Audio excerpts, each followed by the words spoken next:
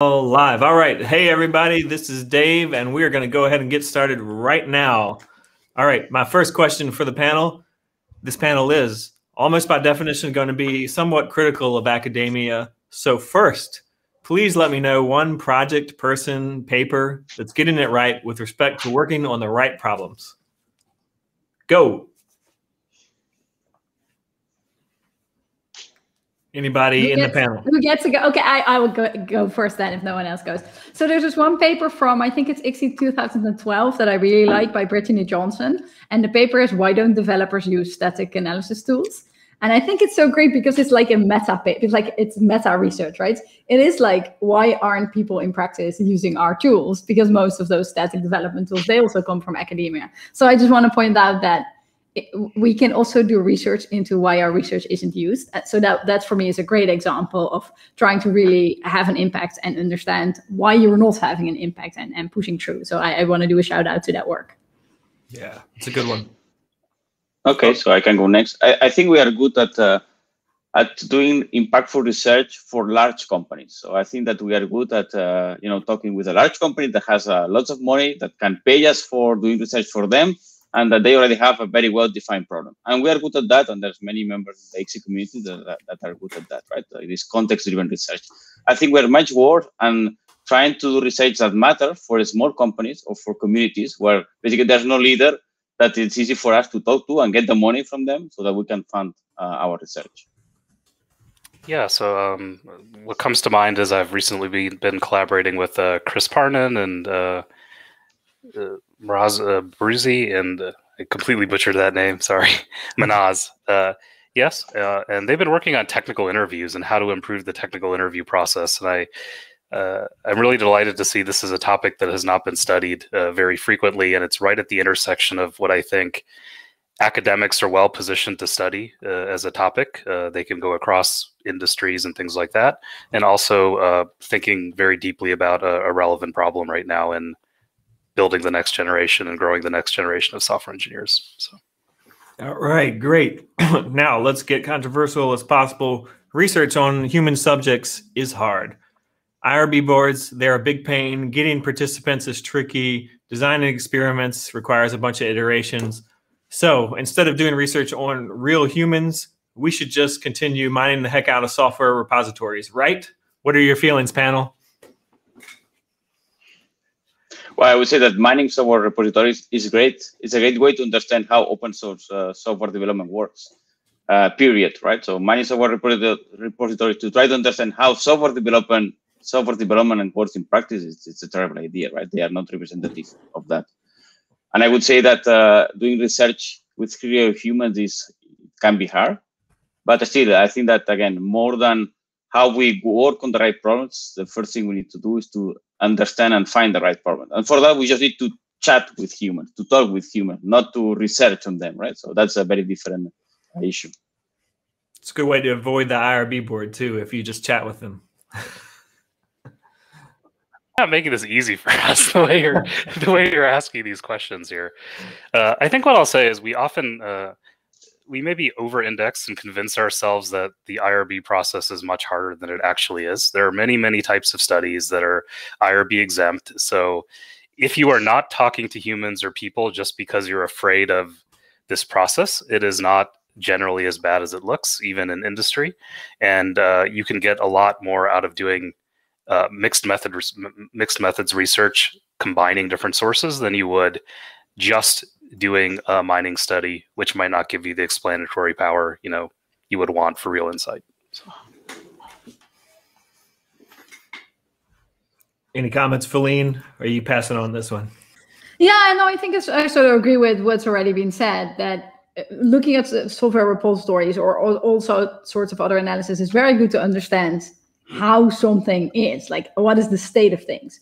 But if you want to understand why something is like it is, maybe also for early career researchers, if you are still figuring out what the question is, then talking to people is a really great way to figure out, oh, here are 5 or 6 different areas that I might be interested in. And in a few of those areas, you might answer them with repository mining or source code analysis or other methods. But if you're still figuring out, like, what is the thing that is tricky here, then any source of analysis that isn't involving humans is very unlikely to help you understand the problems, and then let alone fix the problems, right? Address the problems. So as a first stage of a research project, I think it's inevitable, if you want to do relevant things, that you chat with people. And this might be, as Jordi is also saying, it might be formally in a study where you do thematic analysis on interviews, but it might also be just like chat with your college friends that went into industry to get a sense of what's happening. That can also be valuable insights.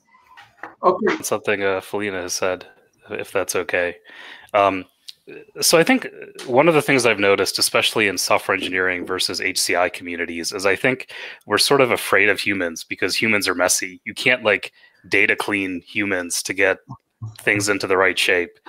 But I think that's what makes SE research so interesting. And something I notice in industry is we put a lot more emphasis on qualitative research, which seems to be a discrepancy between SE communities who think we want big data and quantitative research, but almost all of the research we do at Microsoft is very much customer focused and talking to individuals and understanding all the weird things that humans do when they work with tools and systems. So this disconnect is really amazing to me, because I think, you know, there's this perception that quantitative is what big companies want, and we're really craving for qualitative insight about how to build tools with small studies. Like N=4 is perfectly great for us to learn a lot over, you know, metrics-based studies where we don't really know what action to take on the data in a meaningful way. Yes, there is a good question from the audience. There is Giovanni Guizzo, who say, but hey, we are developers too. How about solving the problems that we face during research? I have an answer, but I will let you answer, guys. I think Jordi wants to say something. He's unmuted. Shall we solve our own problems, or shall we solve someone else's problem?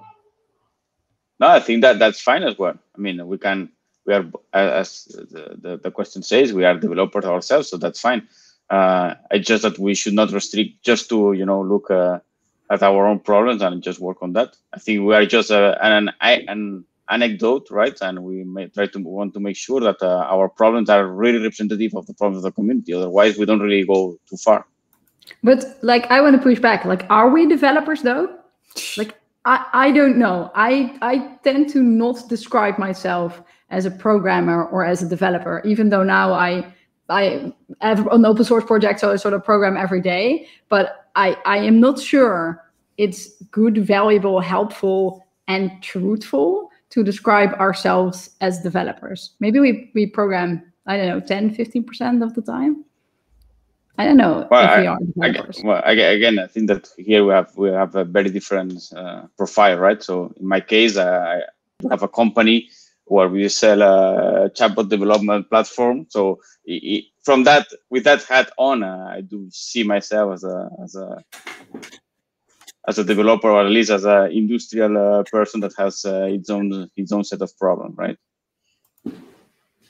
Yeah, and I think just to that point, when I was working for a company prior to being excuse me, prior to being a researcher at ABB and then a professor, I spent most of my day developing, and the version of me that was then is very different than the version of me that is now. And I think I would not call myself a developer now. See, I know you start coughing when you're about to say something that's not. I worked with you, Dave, at ABB, and I have questions about this claim that you were a software engineer. No, not at ABB, but before then. I see. Yeah, not at ABB. So, by then, I was writing papers mainly. So I think this is actually a dangerous thing to do, and at Microsoft, we're cautioned not to make the assumption. It's very easy to say, because I have this problem, other people have this problem. But very quickly you learn that that's not true. So I always thought, you know, plotting is really hard for data scientists. It must be difficult. But actually, plotting is hard for me because I only do it when I write a paper, whereas data scientists are making hundreds of plots a day. So I notice this in ICSI papers when it's a motivation by anecdote that this often happens. If we think it's a problem for us because we're in an academic situation, we don't have the right infrastructure in place, that doesn't necessarily mean it's a problem for industry, and we should just kind of do that, intuition check with industry to make sure if we desire to tackle problems for practitioners. Also, just to complement on that, if I can, I don't think we should to help the developer, right? I don't think that the goal of this community is only to make the developer's life easy. I think that our client is not only the developers, it's a society, right? So sometimes things that we do should be because they can benefit end user developer, if you want, or just end users, or just people, right? Not just developers. Yeah, that's a good point. That's the point I wanted to say. I think there is a big question, so now I'm going to phrase it. So the question is, are we focusing too much on large companies? So instead of bringing a company that is already 3 steps ahead of competition to 4 steps, we could also investigate how to improve tools, processes, teaching, and make it easy for smaller companies to catch up with their practices. And I think this goes back to what Jordi said. So who are we paid from? What is our duty, and who should benefit from our research? I'm not sure it's clear. So please, it's your turn now. I mean, as I said in the beginning, right? I think that it's easier to work for large companies just because they have a typically they have a well-defined problem and they have the money to fund the research. I would really like to be able to help the small companies, but then the issue is how we organize this collaboration in a way that we can actually afford it in the first place, right? So that's a challenge. Yeah, I'm not sure if I understand. I mean, in different places, different things might be different. But like in where I live, if you're employed by a university, if you're a PhD student or a postdoc working on a project, but especially if you're faculty, like my research doesn't have to be paid, right? Because I already have a salary. So I am sort of free to work with a big company or a small company or a non-profit. So I see if you want to do big research projects, then maybe this might be helpful, but you always have your own research time in which you're free to do whatever. Yeah. I think what I wanted to say is that our free time is still paid, right, by the state. Yeah. And so I think the community at large should benefit from our... And so the question is how to target the community at large, or who should we target somehow? Yeah, so the interesting thing about this is we have a very tunnel vision view right now of what constitutes software engineers, I think. And part of that is our fault as researchers in industry. We're, the sponsors of the conferences and things like that. So I think we have a lot of influence indirectly on what people think they should study. But here's the problem with this is that we already have our own researchers in industry. So, academics want to collaborate with essentially the big 5 or 6, right? Facebook, Apple, Amazon, Netflix, Google, Microsoft. We can fund ourselves and do our own research internally. And so the value proposition for us for working with academics for that is very low, because typically an academic will come to us and say, we can give you a paper, and we'll say, do you have data? No. Do you have developers? No. Do you have money? No. They don't have any of those things. So what is the reason to work with them there? Whereas I think the real sweet spot for academics... They will write the paper. But we have our own researchers, right? We can write the paper too. So I think the real sweet spot here is there's this huge space of smaller companies, startups, companies that develop software but are not software engineering companies, financial sectors, industrial control, chemical industry, right? And all of these are underrepresented right now in software engineers because we kind of go for the people who it's easy to collaborate with that have software engineering research labs. It's the big community of software engineering practitioners that don't have access to their own lab that I think are not reflected in our research right now. Yeah, and those, I just want to comment, when I worked at ABB, because it was a lot of these type of developers where they didn't have a lot, we weren't Microsoft, so they had like a few researchers helping them, but they didn't have many. They were like, a lot of them were pretty happy to talk to you because they were just happy for somebody to care about their problems at all. So it's it's kind of a nice space to be in because people really want to talk to you instead of the guy who wrote Windows at Microsoft, and he definitely doesn't want to use your tool because he wrote Windows, right? Like he's not very interested in your little tool. All right, shall I interject another great question here? How about all right. Here is a question for you guys to consider. Machine learning, it's a popular topic these days.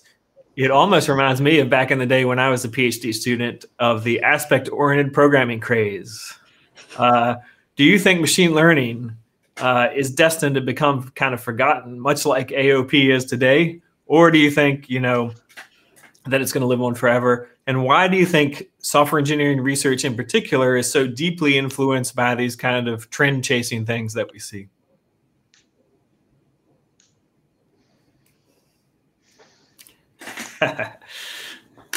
Trolling with Paul Ralph. What was the question? Okay, so I will answer this. I can answer the second part of the question, I think, because I think the second part of the question has a lot to do with finances, not just from companies, but also from governments. So the way it works in the Netherlands is that the government says, oh, there's money for research, and part of that money is going to be for AI, machine learning, and then you can register for that grant to get some money. There's free money as well, but a lot of money is earmarked to be meant for a specific topic. And now in the Netherlands, there's so much calls are for AI and for machine learning. So then it is strategic for me as a researcher to think, oh, hey, this hammer is a golden hammer. How can I apply it to my problem? So I think, and then the same is also true, of course, from the big five, the big six companies that we work with. They might also be interested in this trend. So I think that's a reason that software engineering research, or that tends to very quickly latch onto markets more than, let's say, research in sociology or psychology, because there's more free money always, and there's less money coming from industry or research grants specifically for a certain topic. So yeah, it's sort of strategically the money is there. Like, why not give it to me? So, Feline, that's a great point. That's exactly what I think. So you're saying that the funding sources dramatically impact what we as a community go after, of course, naturally. But I would say then that puts a lot of responsibility on these funding, whoever is coming up with which projects to fund, to not necessarily just go after silly trends all the time. Do you think that puts too much responsibility on them to do that, though? Yeah, I think it's true. And then often, at least in the Dutch situation, often also researchers are involved, right? It's not like the government decides. But then, of course, the scientists at the higher level negotiating with the government what funds it go into, they're also seeing that strategically AI is something that's also in the front page of the newspaper all the time. So they see an opportunity that money can go to computer science in general through latching onto these hype things. So yes, maybe they have too much responsibility, but also if I would be more senior and involved in these processes, maybe I would also play it tactically and think, well, here's an opportunity that money can go to computer science at large, and then I sort of trust you all to do something responsible with the money that we get through scheming and lying that it's about AI and machine learning, while of course we're actually still interested in doing our own software engineering stuff, right? We just sauce a little bit of machine learning on top, and it's like, look at this fantastic cake. Yes. On the other side, I think that the industry can pay to solve their own problems, right? So the state maybe wants to target problems that are not of immediate impact to industry, because otherwise there is already a source of income somehow for us. So I guess this is why the state or the government or whoever organized this grants topic prefer to target problems that are not of immediate results.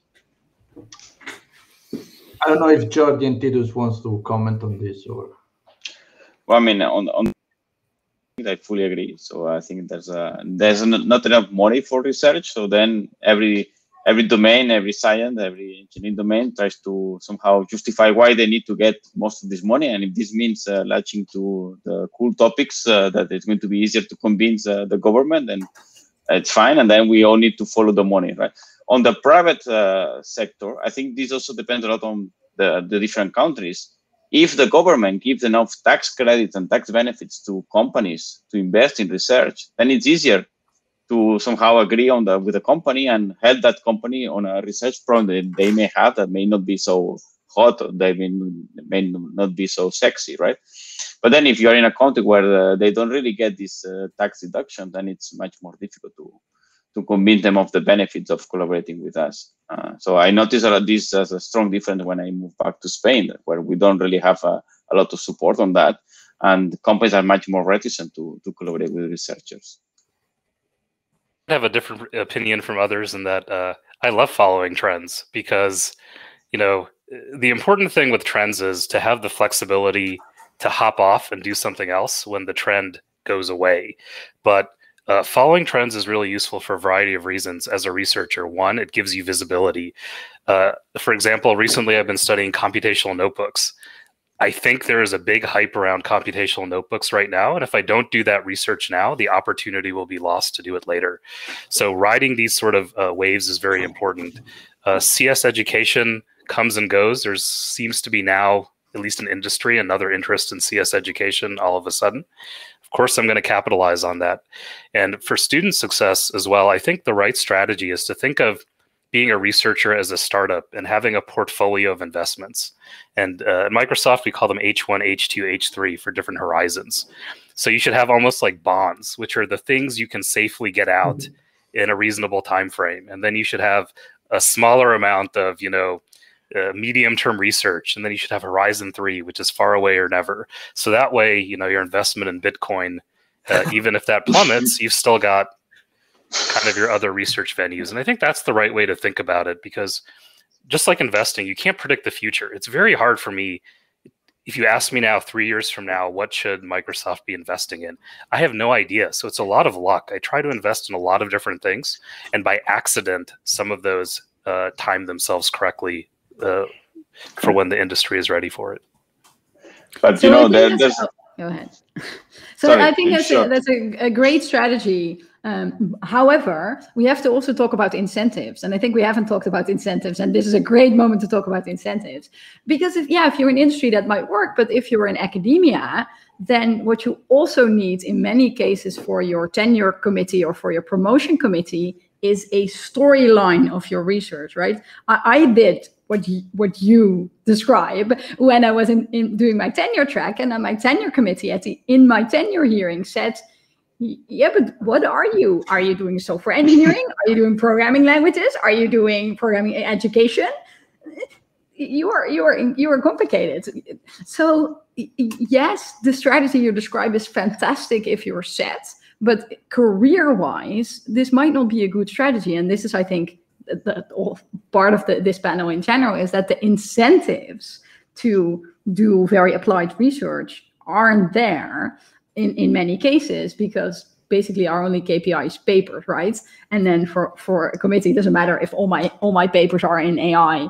It might even be better, because then you're in this small clique that all cite each other. So your strategy is a fantastic strategy, but it might not for research, but it might not be a great strategy for early career researchers that are still looking to be promoted based on, okay, so what are you known for? Yeah, I think you've answered kind of a key problem I see in the question of our academics working on the right problem, because as an industry researcher, I have this kind of amazing privilege, which is that I don't need to write papers to be successful in my career. So papers are when I feel interested in a topic, or when I feel like I've done something impactful retrospectively, I can write about it.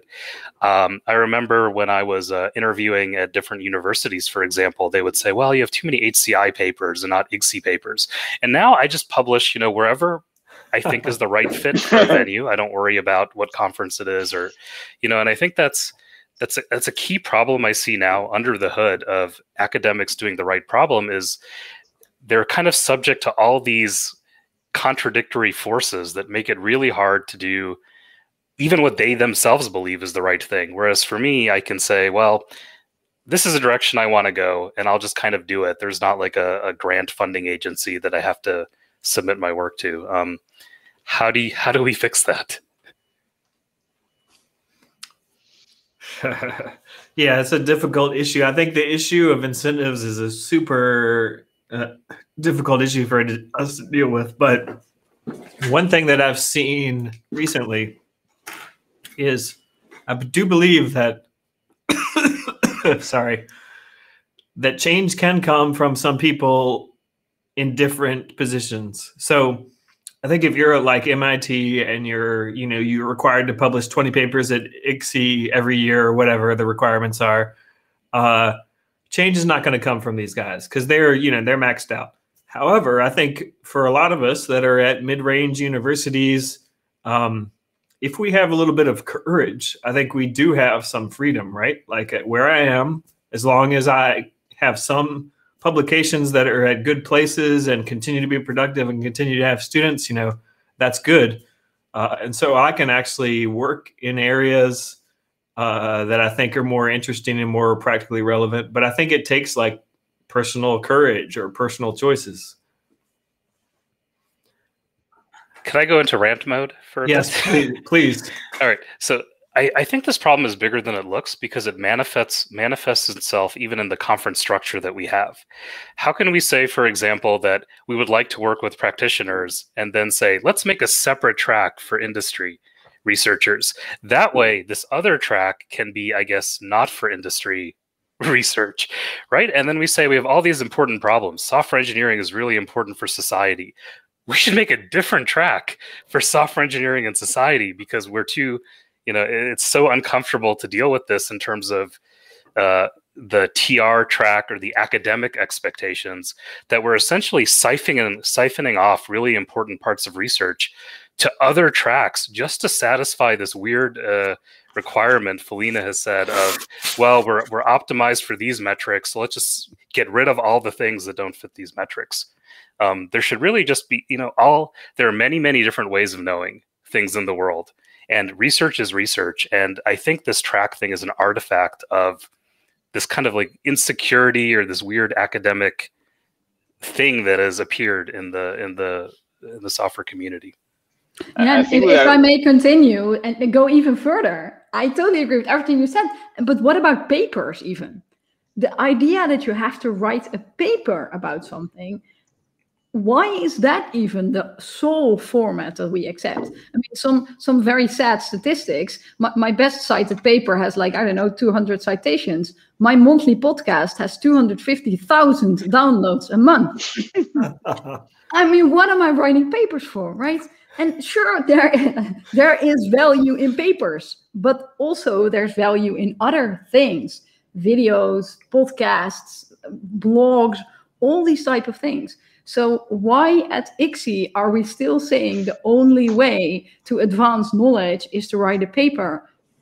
Why not also reward other things? But then, a podcast isn't citable. That's not increasing my H index. So then again, we're talking about incentives again. But if we want to reach practitioners to even hear about their problems, they're not coming to ICSE because they have to pay to go to a conference to speak if they would, for example, have a paper in the industry track. You know how ridiculous it sounds to them that you have to pay to go to a conference to speak? No, if you go to a normal, like a developers conference, they pay you and they pay your travel and hotel if you give a talk.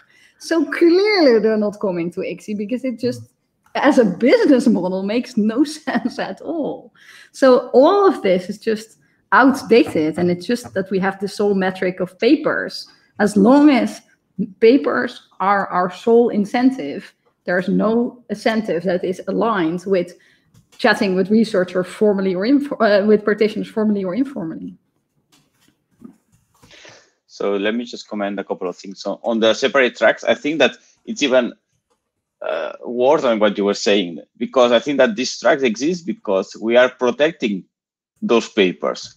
Not because we don't want them in the main conference. It's because if they were submitted to the main conference, they would be rejected. So we had to create a separate track to give them a chance to be in the conference. Then, of course, I fully agree with Feline on the podcast or other activities that help us to disseminate what we do and help us to interact with practitioners and society.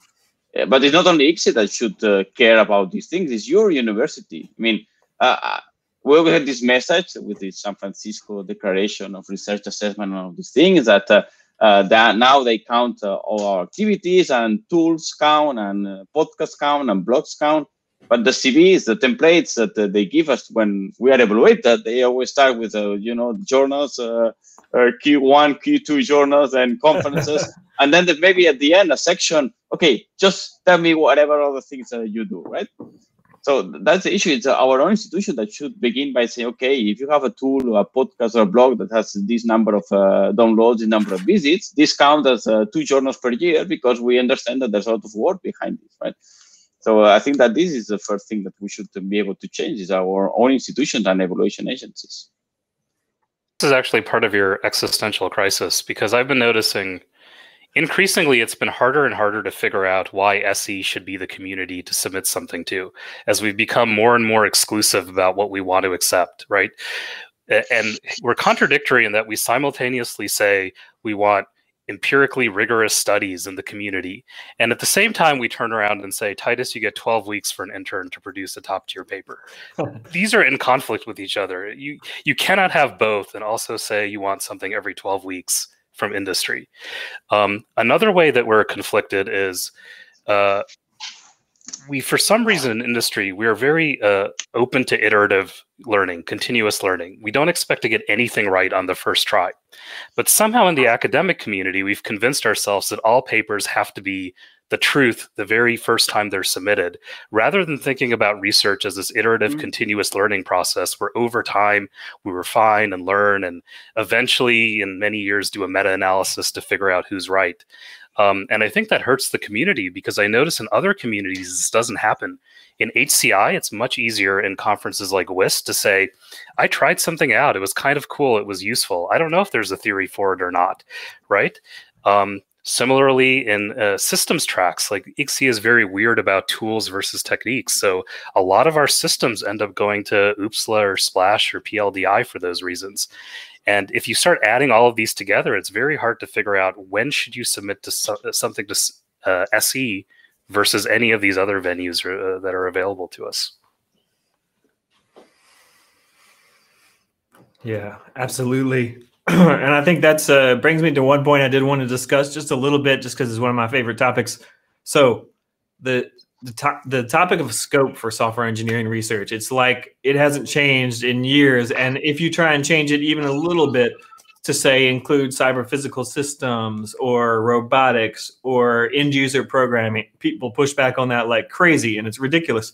It's like they just want to do software testing research for the rest of their lives. So that's what I want to talk about. Why do you think the software engineering community's scope is just so fixed and we can't expand it to these new areas? And do we think that's going to eventually become an existential crisis where we just don't have any papers left to do?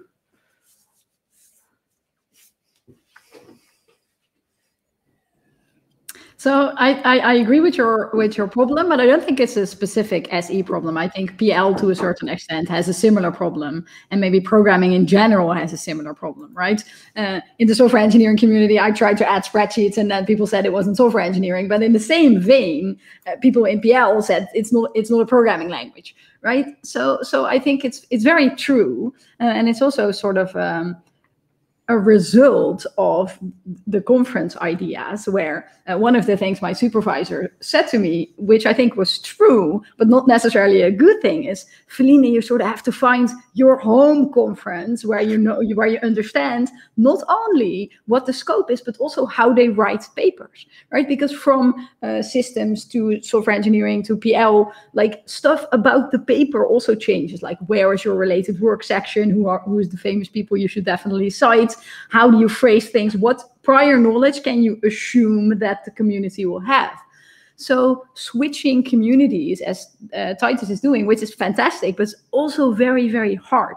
And especially if you're, not for us, like all people, but if you're advising young students, I think what my supervisor said was very right, that you do yourself, if you're younger, you do yourself a pleasure if you if you're in one community, you know sort of what the mores is and what are acceptable topics, you will have an easier job of fitting in. And the more in the middle of the ICSE overton window you are, the easier it is to get your stuff published. I mean, I don't do this like on purpose, but I've always like been at the fringes of all the fields I've been in, which is a lovely position to be in if you like argumenting with reviewers.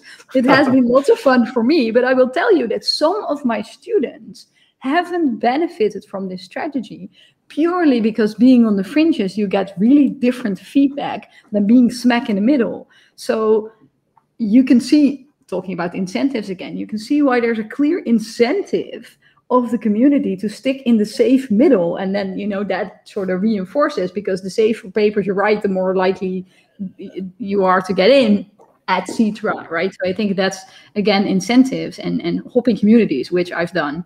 I went from PL to software engineering to computer science education, back to programming languages. So I've done it a bunch of times. It's fun, but it's not fun, right? You know what I mean there.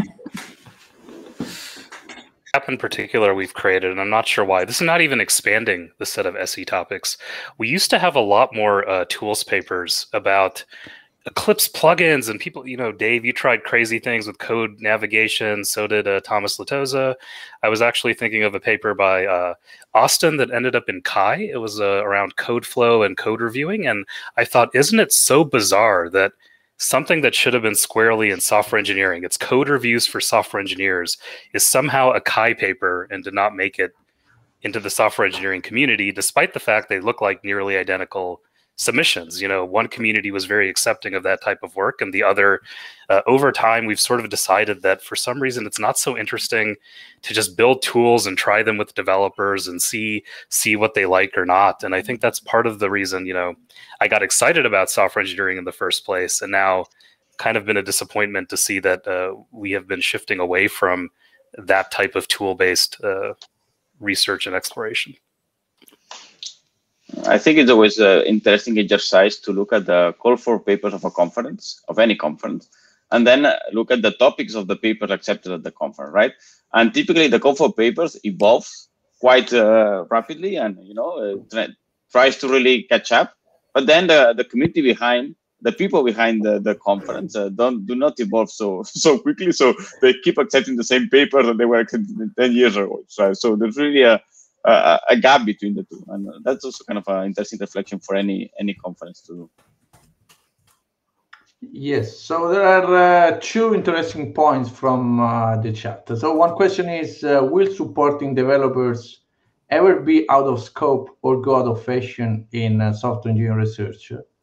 And on a similar tone, I think there is Lionel that is answering Patricia, saying that we don't have an agreement about the roles of conferences and what should be the ultimate goal of software engineering research. So, which goes back to square one, I guess. Please. Not a single goal, right? So I think even this panel, of course, we try to be provocative and say that we should always be working on the right problem. But that's not absolutely true. What we want is that at least some of the time and some of the research in the community work on the right problem, meaning right in the sense of impactful problem. We don't expect everybody to spend all their life working on the right problem, right? So I think that we are open on that. It's just that we try to put forward this idea that at least part of the time and part of the community should work on this problem, and more importantly, should be recognized problem, right? So it's not just a single goal. We are not so fanatics. Yeah, but it's really an interesting question to think about, because I'm also now thinking of other communities, and I think the goal of PL would be to make programming languages better, and you could still decide about what better is, but at least that's sort of clear. And in computer science education, we want to make learning programming better. It's still a discussion, but it's still clear. Whereas in software engineering, do we want to make software engineering better, or do we want to make software better? Or do we want to make programmers better? I would have difficulty articulating both the thing I would want the community to do, but also the thing the community is doing in one sentence. I find that harder to do for SE than for all the other subfields. Maybe you can do a shot if you're interested. But yeah, I think we want to. I think we want to make mining software repositories better. And so one last question I wanted to get to before we go on a little more of a hopeful note is, I think I've seen all of y'all in the context of big companies or as a professor, basically use entrepreneurship as kind of a tool to help get your research out there.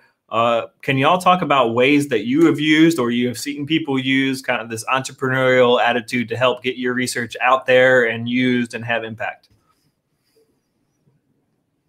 The best learning tool that we have, of course, is not the easiest one, because it takes a lot of time to even try to create a company, right?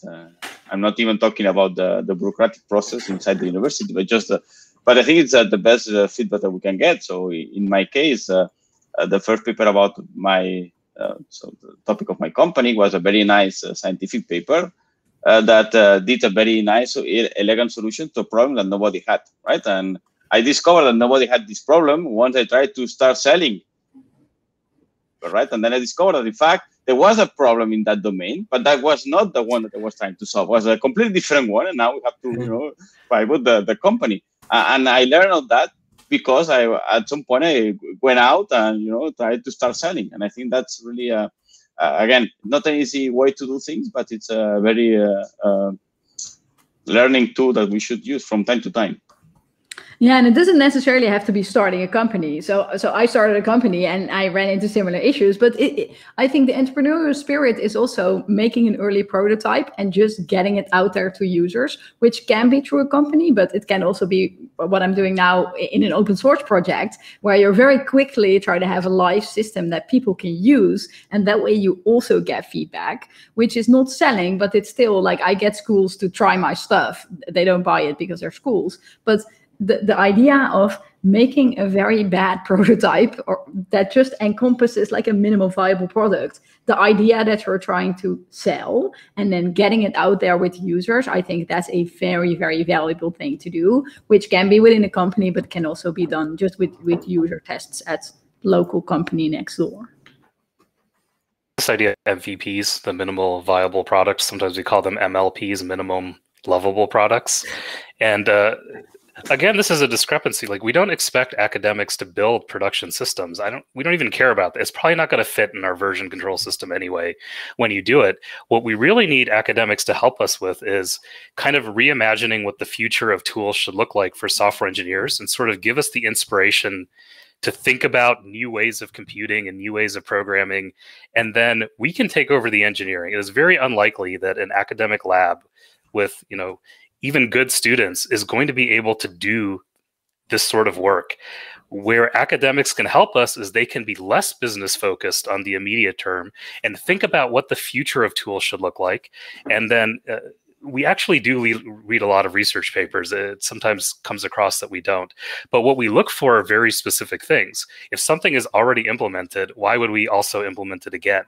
So what we're looking for are really good ideas about what we should be doing to evolve developer tools, and we use that to inspire us to build things. And so prototypes are immensely helpful for doing that. Even internally, we do this ourselves. And I think that's a key thing that can align with both academics and industry, given the resources that everyone has. That prototypes, even MVPs, go beyond the shitty proof of concept tools that we use just to say in the paper that we have a tool section with an implementation, right? So it requires at least a new iteration. And this goes back to the incentive discussion we had before, right? Because I'm not the one developing the tools. So I need to convince my postdocs or students, because I want to convince them, not to force them. I need to convince them that it pays off to do this kind of work because they will get this feedback, right? But they see, okay, but if I do this, then I will not submit the paper in the next deadline in 2 months, right? So, everything is intertwined here, right? So I fully agree, but it's a complicated decision. So I think what you said is false. Have you seen the prototypes we build at Microsoft? So this is the most surprising thing interns notice when they work with us. They assume that somehow we're like magicians who can do engineering, and our prototypes are like 10x worse than anything even academics think is the bar for building these sort of things. You have not seen mine, so don't worry. So I think, we have done entire studies where we have drawn things on PowerPoint slides to try to get, because the tool just broke in the middle, or we didn't finish it, or it was completely a custom compiled version of VS Code because no one knew how to develop the product. But all of these are immensely useful. The reason I think academics kind of stress out about this is they don't see kind of the sausage making behind the scenes. They see the final product and not all the same work that we're actually doing that your grad students and academics are also doing. We just often don't, publish them right away, but I think we should, Yeah, that's a great point. I think, people are more scared to put their code out there than they should be, and we should really be putting prototypes out there. What we did at ABB, Titus, we were not afraid to put out any prototype. So I think we're running out of time, but I just wanted to thank you, panelists. This has been a great discussion. Continue it on Twitter. I've been live tweeting the whole time, so take it out into Twitter. Continue the discussion. Panelists, y'all have been great. And thank you, audience, for joining us. We'll see y'all around ICSE.